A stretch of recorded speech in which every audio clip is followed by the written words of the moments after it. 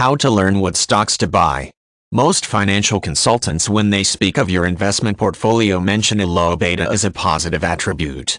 In fact, you will hear many wealth managers stress the need of having a beta close to 1.00.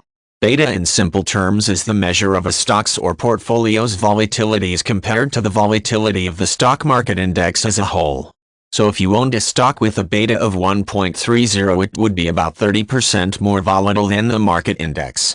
I've often seen the beta coefficients used interchangeably to define the risk inherent in a portfolio.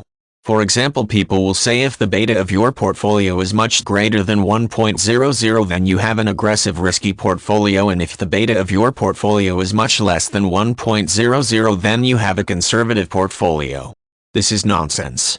First of all, the beta coefficient is determined using the domestic stock market index as the constant.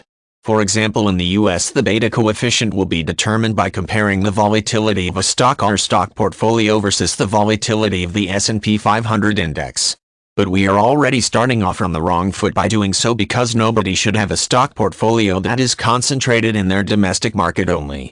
Chances are that many of the best performing stocks you will own will be in a foreign stock market. So what if the beta of your stock portfolio is high compared to your domestic market index but low compared to regional market index? What does that mean? Or what if the situation is reversed?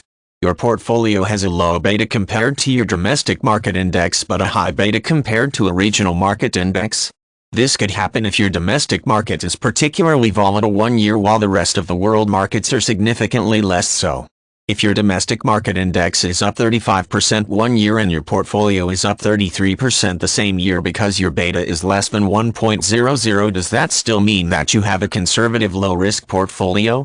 Again, this is just not true. Investors that have huge winners in their portfolios make calculated, intelligent decisions to identify asset classes that are poised to boom before the public considers them.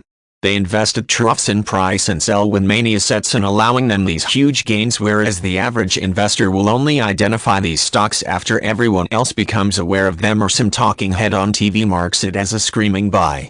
Thus, the average investor will only earn average money from this stock, or quite possibly lose money if he or she purchases at the mania phase, while the wealthy investor will have earned phenomenal returns. If you ask most people, they could care less if they had 4 stocks that lost 40%, 50%, 45%, and 55% if they also owned 8 stocks that rose 80%, 100%, 130%, 300%, 287%, 200%, 184%, 65%, and 658%, and their overall return given the average performance of their remaining portfolio is 55%. At the end of the day, people only care about the total return of their portfolio. Investment firms have always stated that such a strategy is risky. If you have stocks that have performed that well, you must be taking huge risks, right? Again, this is nonsense. Volatility is not the same as risk, as much as most global investment firms want you to believe this. Again, read my previous blog entry if you're still not clear as to why this is the case. Low volatility, high diversification, and mediocre returns are a time minimization, asset gathering, maximization sales strategies. Volatility is your friend when building wealth.